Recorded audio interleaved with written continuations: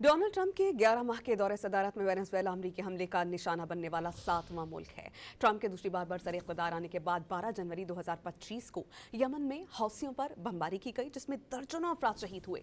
13 मार्च को इराक के अल अंबार सूबे में हमला करके दाइश के अहम रुकन को निशाना बनाने का दावा किया गया। ट्रंप ने 22 जून को ईरान की 3 जौहरी तनसीबात तबाह करने के लिए ऑपरेशन नाइट हैमर का आगाज किया।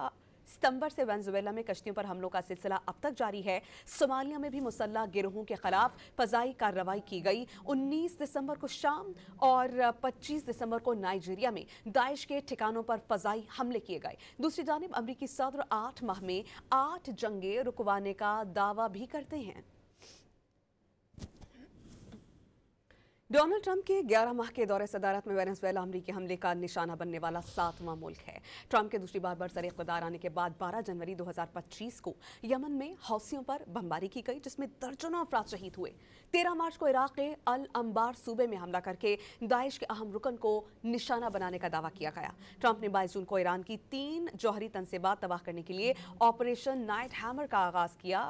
सितंबर से वेनेजुएला में कश्तियों पर हमलों का सिलसिला अब तक जारी है। सोमालिया में भी मुसल्लह गिरोहों के खिलाफ फजाई कार्रवाई की गई। 19 दिसंबर को शाम और 25 दिसंबर को नाइजीरिया में दाइश के ठिकानों पर फजाई हमले किए गए। दूसरी जानिब अमरीकी सदर 8 माह में 8 जंगें रुकवाने का दावा भी करते हैं।